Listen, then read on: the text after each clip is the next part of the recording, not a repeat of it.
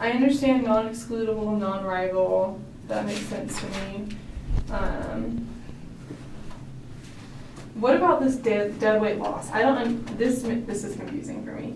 Allocated efficiency is right there, but the deadweight loss, like, what does all this mean? And then it says maximize total surplus allocated. What is supply demanded? I don't know. Okay, so let's say that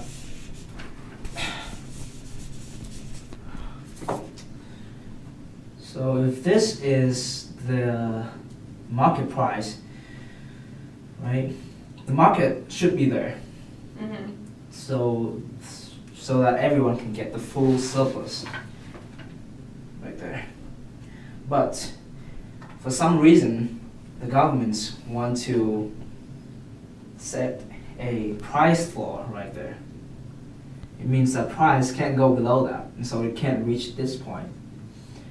The minimum can only be, let's say, 12. I don't understand that. I don't know why. That's kind of like confusing. Maybe because it's like, okay, so the government set it at 10. Well, the government doesn't set it at 10. The market will automatically. Okay, so the market set it at 10, and the price floor is 12. Yep. Because so that's what the government set up, and that's what the market automatically go to if there's no constraints. Okay, if there's so no at price 10, floor or price ceiling. 1 second. So at 10, the market sets this price. Because naturally, right? Yep, naturally. Because that's an equilibrium, right? Yeah. Everyone wants to go to that point. And then at 12 is the price ceiling. Mm-hmm. Well, it's the price floor. Or yeah, price floor, price ceiling is at the bottom. 12 price floor. So it can't go up any more than that. Okay. And the price floor goes further past the supply curve. Mm-hmm. Well, so at that price, people only want to consume this much of the good, right? Okay, yeah. This quantity. And so these people who will pay that much more. was supposed to consume the product at the market price, now they can't do it anymore because the price is higher than what they're willing to pay, right? So that little triangle right there is the people that will pay that much without, because like people naturally want to pay $10 for something. So these people can accept this price, but they can't accept this price. Yeah, so the people at 10, they will not consume it anymore. So at this point right here, they're not going to consume it anymore. This little triangle, like right here. Mm-hmm. So they won't consume. So people will naturally not want to consume. Mm-hmm. And so, as such, because people right here can't consume anymore, people from here to here can't sell anymore, and so they can't get profits. Okay. And so this is a deadweight loss. That whole thing is, how is that a deadweight? Okay, so I understood what you said right here. People will not consume this much at this point. Mm-hmm. At this point though, people, at this point right here, people can't sell? What do you mean sell? Because people only want to buy this much, right? But there's some consumers that produce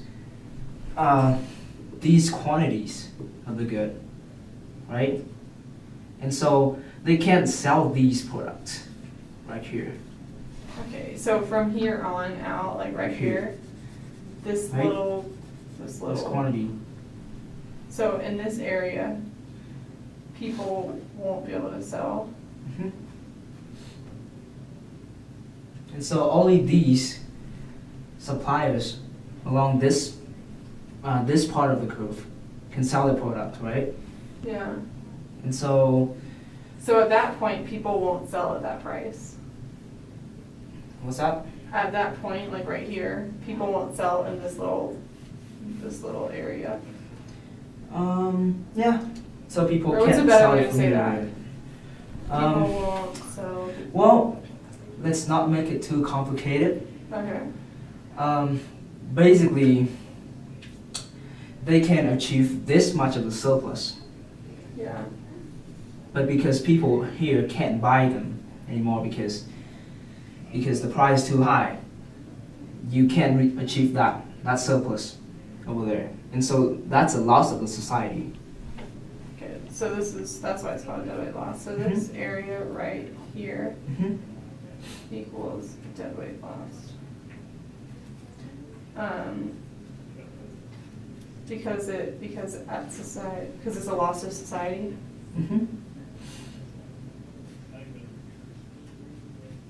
Well, it's a deadweight loss of a society. So because it's a. So why? When would we use this in the real world? Huh? When would we use this in the real world? What's an example of a deadweight loss? Well, price floor. It means that if the government set a price floor right there, then some of the producers can't sell their product, and there will be a surplus. Okay, so an example of this would be a price floor.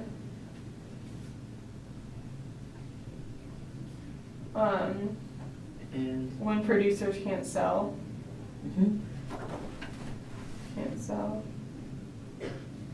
Can't sell what though? Like just can't sell their product at that price? So they can sell some of their products, but they can't sell the surplus part of their product.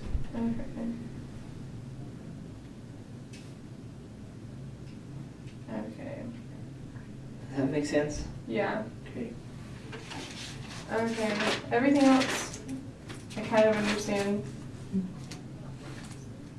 So the supply curve, changes in the supply curve go left or right, changes in the quantity of supply cause movement along it.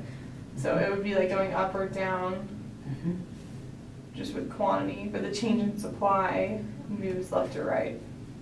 Like this way, right? Supply moves that way, quantity moves up or down. Quantity doesn't really move though, right? Like left or right. Well, it depends. Okay. It depends on the equilibrium. So if the supply curve shifts and the demand curve stays the same, then the equilibrium change, right? And so the equilibrium quantity will also change. It goes from there to there. All right. Okay. This is pretty ugly graph. Huh? That is. It's okay though.